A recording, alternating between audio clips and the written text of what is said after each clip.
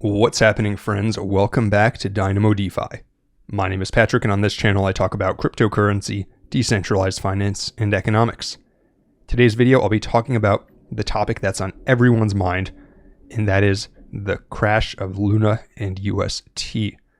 This has made waves not just in cryptocurrency, but really in traditional media and traditional finance as well, where a lot of people are talking about this and the potentially systemic risks. So today I'll be going through as unbiased as possible as I can make it of a breakdown of what happened, how we got to the point where this was even possible, and then I'm going to share some really candid thoughts on the whole situation, some lessons that I've personally taken from it, and some things that hopefully other people can as well, and what I think this might mean for the market moving forward. And before I go any further, I also want to say that there's a lot of accusations flying around over, did someone do this deliberately? Was it some sort of fund trying to attack another fund? Until the facts are sorted out, I'm going to leave out anything like that. I'll share what we know, what happened, but I don't want to get into accusing people of things that aren't confirmed. And if it gets confirmed later, then I can do a follow-up video. And I'll also say that this is the third time I've recorded this video. First one was sort of as things were starting to happen about 48 hours ago. I wish I had published at the time, but by the time I was ready to publish, the situation had changed. So I said, okay, I'll do another one, and the same thing happened yesterday. But this video I'm just going to put out no matter what, and I'll make a follow-up video if I need to. Cool. Let's get into it.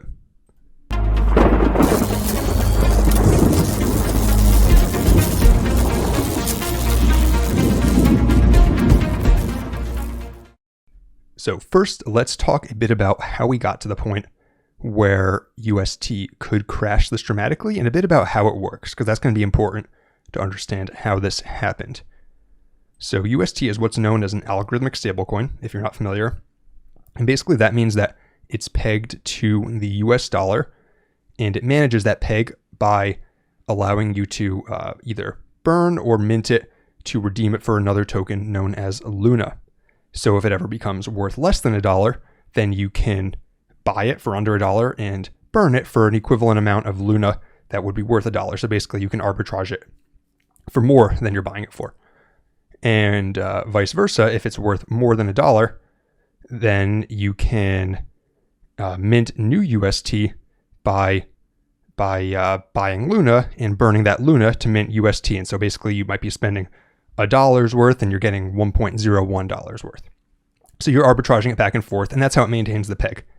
And so the result of this is that as the UST supply grows, the LUNA supply contracts. And if you look over the past, say, year, then you can see that the UST supply has grown dramatically, especially over the past 6 months. You can see it right here. And the LUNA supply over on this other side now decreased. So the LUNA supply decreased as people were burning it to mint UST. And you might say, well, why would someone hold this coin? It's pegged to $1. And the reason they did this is that a protocol called Anchor on Terra was offering 20% interest rates. And basically they had a yield reserve that was funded by Terra, the sort of the organization that started Terra. And that yield reserve was paying out UST to people who stake it, and the goal was to drive adoption of this stablecoin with this 20% APR. And if you're new to the space, say you're from traditional finance and you came across this video, you probably will say, well, isn't that a pretty dramatic, incredible interest rate? And you're correct.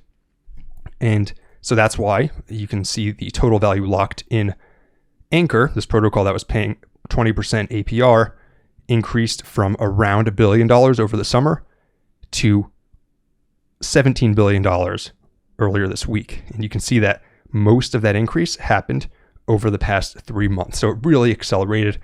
And I have a video I made sort of around this time period, basically noting how the growth was less organic than it had been before, was being pushed largely by various strategies where people would borrow dollars just to put them in here.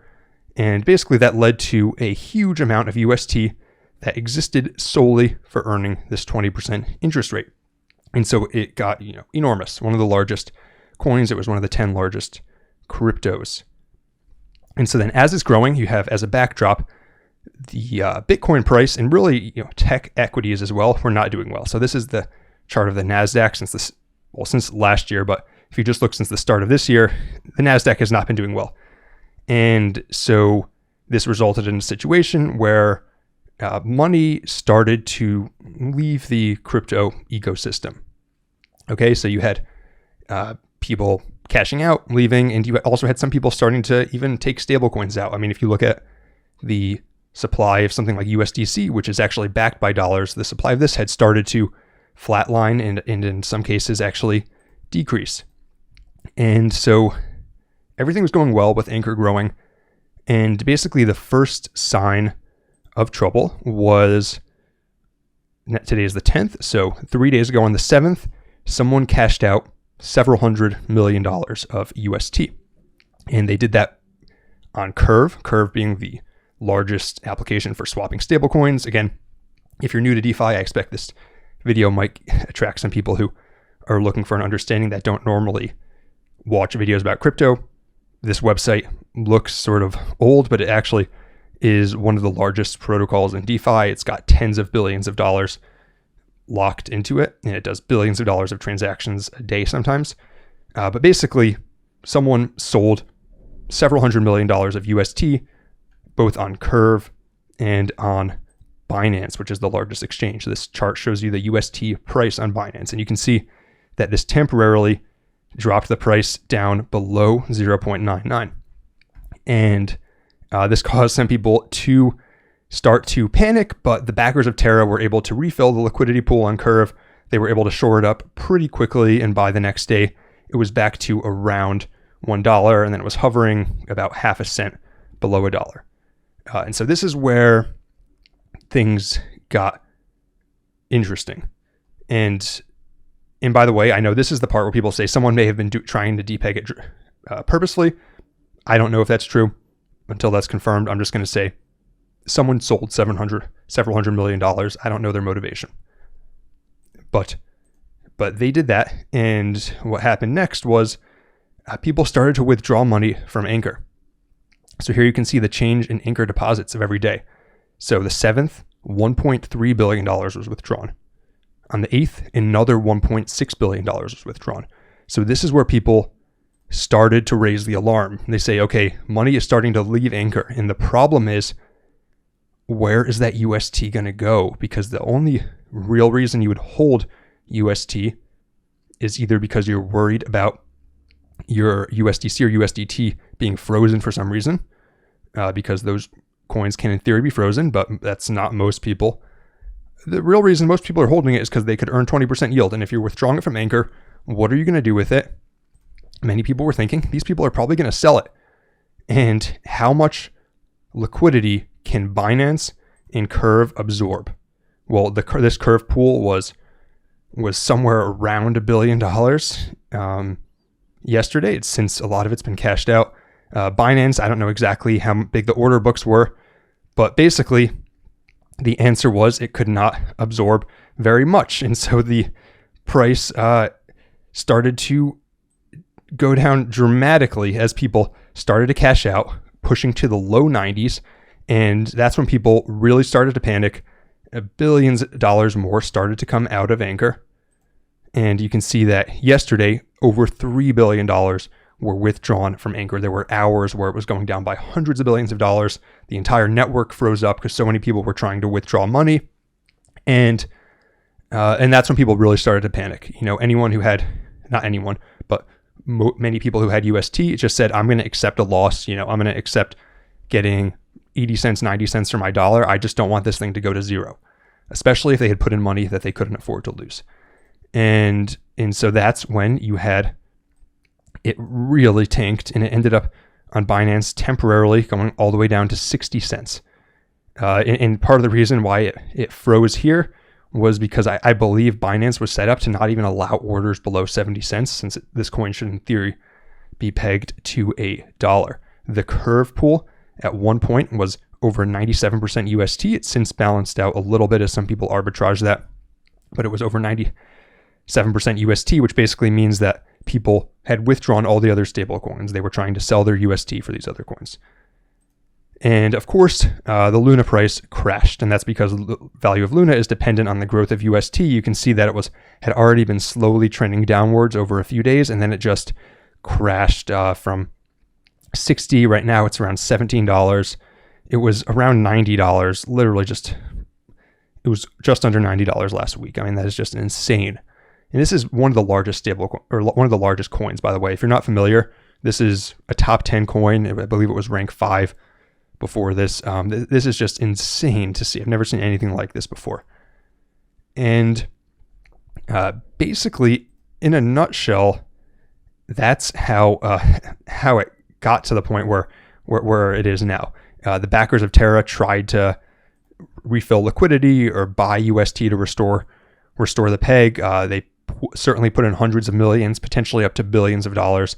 But the problem is that if you look at how much was withdrawn from Anchor and you assume that these people wanted to cash out, that we're looking at high single digits of the billions of dollars.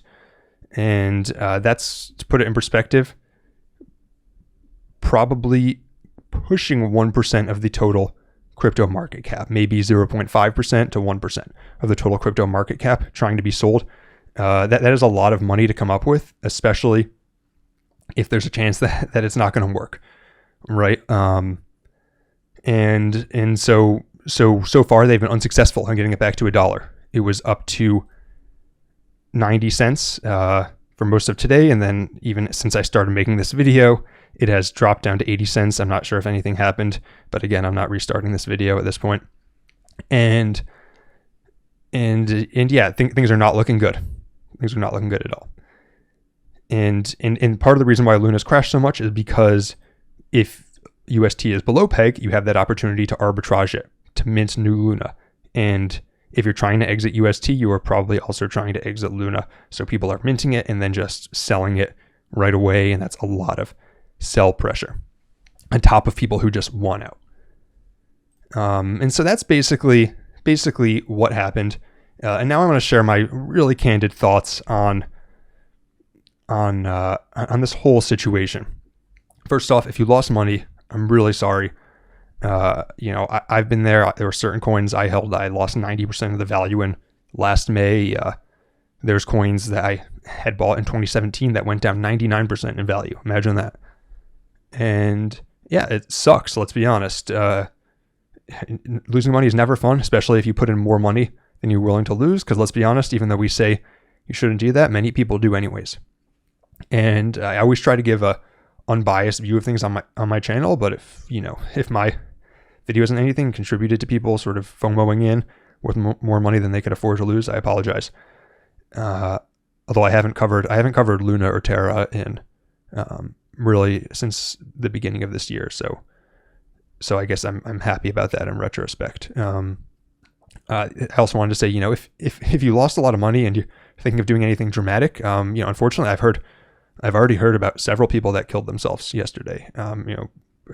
Real serious for a second. I've heard of several people that killed themselves. Don't take a permanent solution to a temporary problem, even if it feels permanent right now. People bounce back from financial messes all the time. It's not worth doing something dramatic like that. I actually heard one horrible story about someone who someone killed themselves because the UST was so far below peg yesterday, only for it to bounce back almost all the way. I mean, that is just awful. So don't do anything crazy. Next thought on it is, if you're on the other side, and you did not lose money and you called this or you predicted this, or, let's be honest, a lot of people in the Luna community were not very gracious victors when Luna was doing well. Don't kick people when they're down. People have been humbled enough by the market. I think a lot of people who were being toxic before have sort of learned some humility, hopefully. I'll give people the benefit of the doubt. It's not good to kick people when they're down because you never know when you're going to be down next, and you don't want people to kick you. Next thing I'll say is truth hurts. So there were a lot of people who had sounded the alarm about some of these risks with the Anchor unsustainable growth over the past 6 months, and they were called some horrible, horrible names and mocked relentlessly by many people. Sometimes bad things about your favorite crypto are not FUD. Sometimes they are actually they're actually legitimate concerns, right? And I hope that after this, that many people who have been through this will be not quite so fast to dismiss concerns and not quite so fast to attack people who express these sorts of concerns. Now, a few things about the market. First, I'll say this has definitely changed my opinion about algorithmic stablecoins. I've been somewhat favorable towards them in the past. I think moving forward, I will probably not be a huge fan of holding or farming with algorithmic stablecoins. I think something like Frax maybe that is partially algorithmic, partially collateralized could be good, but I mean, we saw what happened as far as I'm concerned. Until proven otherwise, algorithmic stablecoins, not for me. And I mean, you just look at, even if in theory things should work, in practice, it needs to hold up to robust challenges if people are going to store their money in it. And as far as I'm concerned, UST has not held up to that challenge, even if it gets back to $1. Even if it gets back to $1, you can't crash 40% over the matter of a few hours. That's just, that's not sustainable. I mean, or some new mechanism needs to be put in place to make sure that sort of thing doesn't happen again. That's just not, that's not how stablecoin or really any currency is supposed to work. Maybe the solution is not a stablecoin, right? Maybe the solution is we have some sort of currency of the internet that's not actually pegged to a national currency, but is used as a means of transaction, something like basic attention token maybe. It's a token that people aren't speculating on, but it's used for currency, and so it has some intrinsic value for that because it can be used to pay for goods and services. Maybe something like that would be a nice solution without needing to have these sorts of algorithmic stables. Next thought I'll say is stablecoin farming. I've been sharing this on Twitter for maybe 3 or 4 months now. I haven't made a video about it so much, although in retrospect I wish I had. I always try to keep it positive on the channel, but I really have not a big fan of stablecoin farming at this point. The yields, even 15-20%, to me, that's not worth the risk of losing everything. I mean, look at right now. As I'm making this video, UST is 0.8. So if you had held it for a full year, earning 20% yield, you are breaking even right now. And that's for a full year. And these yields don't usually last for a year.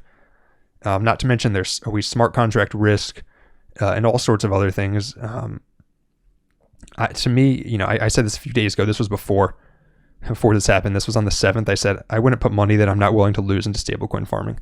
Between DPEG risk and smart contract risk, the 10 to 20% yield you typically get just doesn't make sense to me. And that's because the nice thing about crypto is you have bounded downside and unbounded upside. So the worst thing something can do is go to 0. The best it can do is go 10 to 100x, sometimes more. With stablecoin farming, the best you can do is 10%, 20%. That doesn't justify the risk of it going to 0, not even a little. So to me, stablecoin farming, I will not be doing that anymore. And you probably have noticed if you watch this channel, unlike most DeFi channels, I have not been making videos about stablecoin farming as things have been bearish. And that's because to me, I'd rather just hold them. Better yet, I'd rather just have the money in cash and then buy back in when I want to. And final thought on all this is, it's not good to idolize founders. A lot of people had really put Do Kwon on a pedestal. Before this, people had done the same thing with Andre Cronje.